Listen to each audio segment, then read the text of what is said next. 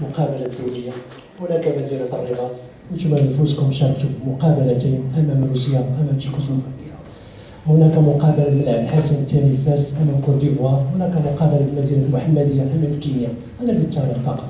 دونك كنرجع كنهني أعضاء المكتب الجامعي على هذه الندوة الصحفية لتنوير الرأي، وكذلك ولو كان شيء قبل واحد الدوري اللي هو هام كذلك الملاحظة على هذا الموسم الرياضي. ضروري نهنئوا جميع اللجان اللي اشتغلت، واحد الفنية، واحد التلقائية، واحد الشجاعة في غياب الدعم ديال الوزارة الوصية.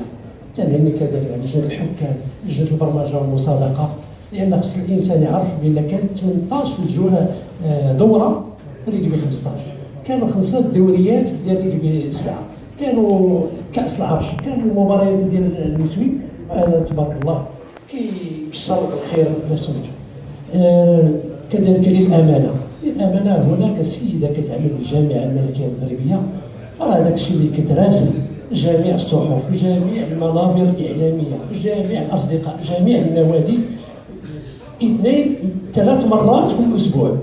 فإذا كان المشكل ربما اللي تفكر فيه الجامعة وهو لقاء تواصلي وتكويني لفائدة الصحفيين. كنرجع الدوري اللي عندنا هنا دوري هام، وقبل ما نطرق كنشكر السي عزيز ناصر بوجافردو وكذلك السي عبد السلام، لأن الحلة الجديدة اللي ولا فيها الملعب الأولمبيك البيضاوي حلة جميلة. التنظيم كاين في المستوى. السي حسين كذلك دائما ثنائي ما كيفارقوش هذه المسألة هذه. كنشكر كذلك اللجنة اللي سهرات على تأتيت هذا الفضاء بالنسبة للندوة هذه، وكذلك توفير هذه اللافتة الجميلة. دونك الناس الآن كما تنقولوا ما بقاش عندنا الحق في الخطأ. هذه المقابلة هذه للتاريخ كذلك. المقابلة الأولى عندنا أمام فريق مدغشقر. الكل كيعرف بأن جرينا أمام هذا الفريق نهاية كأس إفريقيا 2005 بباريس، وانتصرنا على هذا الفريق بحصة جد ثقيلة. ريكبي 15 هو فريق قوي في ريكبي 7، ولكن الحمد لله ربما الفريق ديالي يطلب السؤال ديالي يجب يوجهوا الطاقم التقني لا عامل الفريق سي هذا ولا كذلك مدرب. الاجواء ديال الاستعدادات ديال الفريق الوطني، اللاعبين كيفاش كيشوفوا هذه المقابله هذه، لان ما بقاش عندنا الحق في الهزيمه، خاصنا ننتصروا ونفوزوا بهذا الدوري هذا، ومن بعد نبقى نيغوسي على المقابله. وشكرا. السلام عليكم. الجو تاع الفرقه غاديه زوينه. خدمنا طون 6 جور، خدمنا dans un premier temps la cohésion، خدمنا البروجي دو جو، خدمنا المحبه للوطن، المحبه للمايو. كاع الدراري دابا ما كانش غير هما، كاينين شحال وشحال وشحال كيسولوا باش يلعبوا.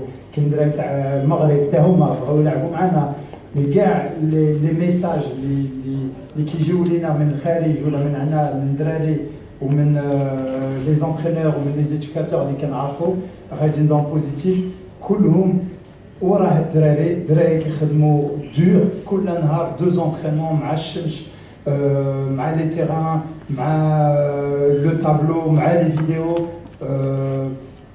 كنخدموا فريمون دور باش نوصلوا ان شاء الله باذن الله. اون ترافاي دور ابخي الكامل على الله.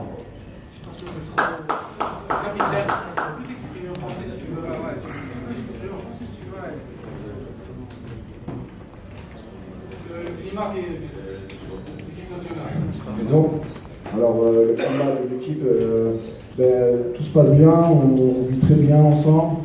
Bon, au début c'était un peu compliqué parce que chacun vient de l'étranger, d'ici au Maroc.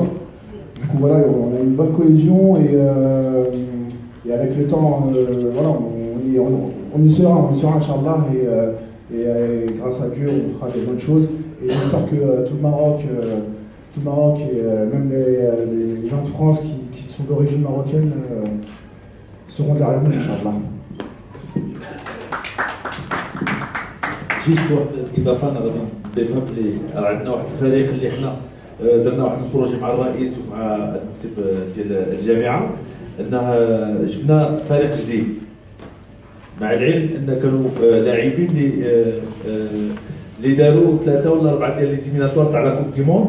Même avec eux, on n'a jamais arrivé à doser les étapes. Alors, on a pris le risque On a ramené une équipe très jeune pour passer les étapes. Maintenant, on a فريق شاب، عندنا اللاعبين اللي كيلعبوا في توب 14 برو دي 2 فيدرال 1 فيدرال 2. الحمد لله كاين واحد الروح وطنيه كنشوفوها دابا في هاد 3 ايام اللي دوزنا هنا في الدار البيضاء. كاين تفاهم كبير ما بين اللاعبين والمدربين، كاين تفاهم كبير ما بين الكابيتان ديكيب. عندي واحد القراءه بالبارح وانا نشوف الدراري دابا عندهم واحد الحماس وواحد الروح وطنيه. ان شاء الله نطلبوا الله سبحانه وتعالى باش ما يخيبناش، غادي تشوفها نهار الاربعاء الى مشيتوا ان شاء الله. جاي ان شاء الله.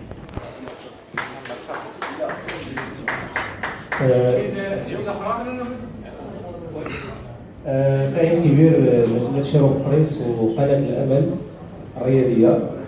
الحقيقة السؤال ديالي الأولاني هو اشنو وجدتوا الصحفيين باش يجيو يساندوكم ان شاء الله نهار الاربعاء؟ واش كاين شي موان دو ترونسبور اللي غيكون مهيئ لهم باش يتم عمليه تنقيل الزملاء الصحفيين باش يجيو يحضروا المقابله؟ هذه من جهه. ومن جهه ثانيه هو سؤال بعيد على الماتشات اللي غيكونوا قريبا ان شاء الله تعالى. هو سؤال سالته الاخ اللي منسق اعلامي ديال الجامعه، هو التواصل ديال الجامعه مع الاعلام. فالاخ الزميل شار واحد النقطه مهمه بزاف، وهي ان الجامعه ما كتجتهدش واحد شويه باش تخلق واحد جسور التواصل باش دير تكوينات للصحفيين، حيت عدد الزملاء الصحفيين رغم الحضور ديالهم راه كاين اللي كيجهل القانون ديال اللعبه ديال الرugby، كاين اللي كيتكلم غير بالعموميات، يعني ما هو قانون ديال الرugby راه ما فاهم فيه والو. حتى الهيستوريك يعني التاريخ ديال الرugby، فاحنا كان عندنا فريق جميل الى اخره، ومن بعد ملي ما بقاش كيتسمع بزاف كلشي نساه، يعني وتوجهوا رياضات اخرى وكل واحد فين مشى كيخدم باش يمكن له على حساب القارئ ديالو اللي كيتناول المواضيع اللي هو كيكتب. حنا بغينا دابا حاليا ان الرugby مادام كاين اقلاع جديد وكاينه واحد الروح جديده وكاينه واحد الرغبه جديده، بغينا حتى الزملاء الصحفيين تساعدوهم باش يمكن لهم يواكبوا معكم هذه المسيره الجديده، باش الرugby ديالنا يرجع للمرتبه ديالو اللي كان كيحتلها قبل، وعلاش ما يكونش احسن من المرتبه اللي كانت قبل. وشكرا.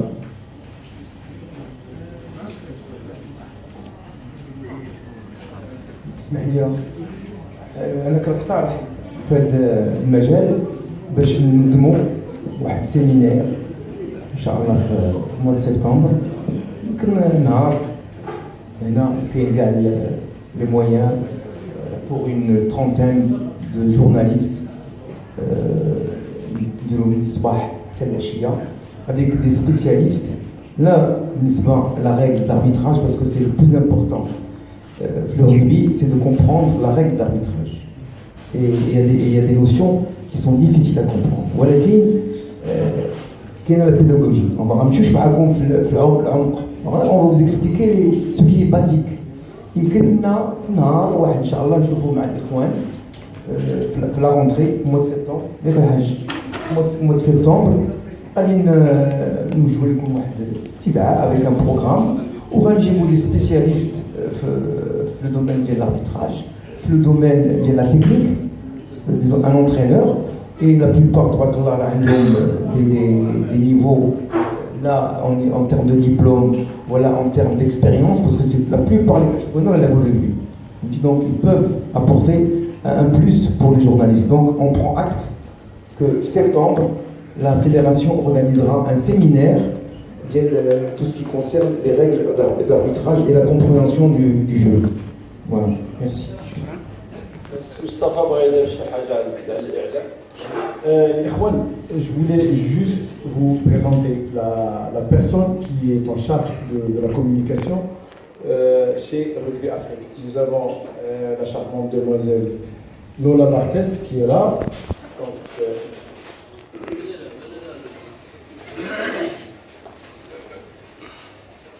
voilà, je vais, avec la permission de M. le Président, je lui donnerai la parole après. Donc Lola, elle s'occupe de tout ce qui est communication au niveau de Rugby Afrique. Elle gère le site de Rugby Afrique, elle fait des commentaires. Et si vous avez besoin d'elle, adressez-vous à elle. Elle sera durant tout le tournoi disponible ici pour éventuellement échanger avec vous, pour vous orienter, pour répondre peut-être à vos questions. Lola, tu as la parole. Vas-y. Bonjour. Juste 2 mots pour vous dire qu'au besoin, demandez-moi ma carte que je peux vous donner maintenant pour organiser toutes les interviews que vous voulez. Vous m'envoyez un mail, comme ça on organisera des interviews avec les joueurs directement à l'hôtel ou sur le terrain si besoin. Et en plus de ça, je peux vous ajouter à notre liste de médias. On vous envoie tous les communiqués de presse avec les compositions d'équipe avant les matchs, les vidéos des matchs, les temps forts après, que vous pouvez ensuite relayer. Vous pouvez prendre tous les articles qu'on fait, vous les copier, vous les envoyer sur vos journées. Donc n'hésitez pas. Merci. Rugby Afrique.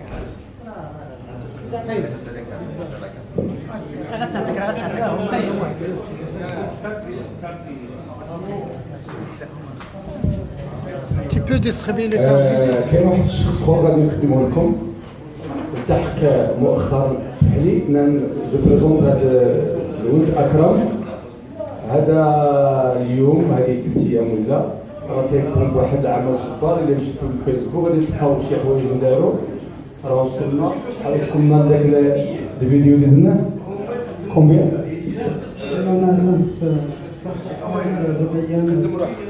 أكرم من جسيان attaché de presse, journaliste attaché de presse. هذا الربيان باش نخدمنا خدمتنا ديال لا كوميونيكاسيون. خدمنا presque 150 Marocains اللي بين الفيديو والابورتي de la page tout ce qui concerne la communication, des sites qui ont publié. On a même eu la chance de publier sur des sites internationaux, français et africains. Et après, c'est l'intégration qu'il a fait. Là, je vous invite vivement à venir à l'hôtel. Une palace sera toujours ouverte. Une palace, d'accord. Là-bas, les joueurs, si vous voulez faire des tête-à-tête, au centre-ville. Il aimerait te dire des interviews personnelles avec les joueurs. Juste, vous m'envoyez un email, comme ça, je vais vous rendez-vous. وبيكون مع les responsables, مع les entraîneurs, مع le staff. Et pour le site, il y aura un site de la Fédération marocaine de rugby. Alors il y aura un site, il y aura le site de la Fédération. Il y aura le site de la Fédération qui sera lancé le mardi, Inch'Allah. وغادي يكون هذا على العام غادي يدخلوا يهبطوا فيه لي ريزولتا غادي يدخلوا يهبطوا فيه لي زيفينمون ديال لي ديال الرugby ديال لي اسوسياسيون دو رugby ديال لي كلوب دو رugby كلشي كاع لي انفورماسيون ديال لو رugby في المغرب غادي يكون في السيت ديال لا فيدراسيون المغربيه دو رugby كي باش تلونسي لو ماردي غادي يمارك ان شاء الله نهار الثلاث صافي هذا كلشي وبور لي ديرني جورناليست pour l'intervention سي بون هالو حسن قصدي كاين الوطيط اللي بغا يدير شي انترفيو لي جوار ولكن كل لي جوار ولا لو ستاف كلشي راه يسون في اون بالاس. اون بالاس صافي.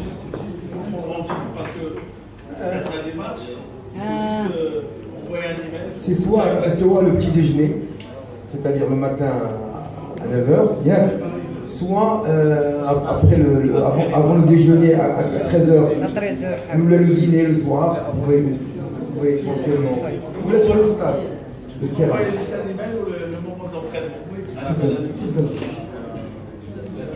سلم متوكل جريدة مواطن رياضي. السؤال ديالي كما كنا كنعرفوا بان الرugby الماروكان كان كيلعب في المدارس الاعداديات والثانويات الرياضيه بخصوص الثانويات اللي كتأهل اساتذه التعليم الرياضي من قبل. كنا الان كنشوفوا ان اغلب الثانويات الرياضيه يعني ما بقاش فيها الرugby الماروكان. واش هذا راجع ان اتفاقيه ديال الجامعه الملكيه المغربيه ديال رياضه الرugby واش ليزينيات الشراكه اللي ما بين وزاره الشباب وزاره التربيه الوطنيه. وسؤالي اخر واش الجامعه الملكيه المغربيه عندها واحد البرنامج ان ترجع الرugby الماروكان للمدارس الرياضيه او المدارس التعليميه؟ شكرا. علاش انا كنقول الاعلام يلعب دور كبير؟ خصكم تعرفوا بلي كاينه بطوله وطنيه للالعاب المدرسيه، راه فيها الريف، راه فيها الريف، كانت مؤخرا في اكادير، لا غير باقي الريف، وعندنا كونفونسيون مع وزاره التربيه والتكوين اللي تغير. علاش انا بغيت الناس تواكب الاعلام؟ كاينه حتى البطولات الجامعيه، ما بقاوش يديروا رugby ا 15 ولاو يديروا رugby ا 7. شفت الفرق اللي كان بكري؟ كانوا يديروا شامبيونا ديال الجينيور وشامبيونا ديال لي كادي ا 15. اليوم لا، ولاو يديروا رugby ا 7 في ايغاس، وكاين بطولات كيحضروها، كيحضر بعض المرات الوزير، كيحضرها السي دادوشي مدير الرياضه المدرسيه. هاد الناس كلشي عندنا كونفونسيون معاهم. الغريب في الامر، علاش قلت لكم انا شي حوايج ما تبعتناهمش لانهم نظرا للظروف اللي كانت ان شاء الله. راه عندنا كونفونسيون حتى في التكوين، درنا التكوين ا ديستونس، درنا التكوين عن بعد. يعني يمكن لك تسجل في وزاره التربيه والتكوين وتبقى تلقى التكوين ديال رياضه الرugby اترافير دو سيستيم ديال الاعلاميات.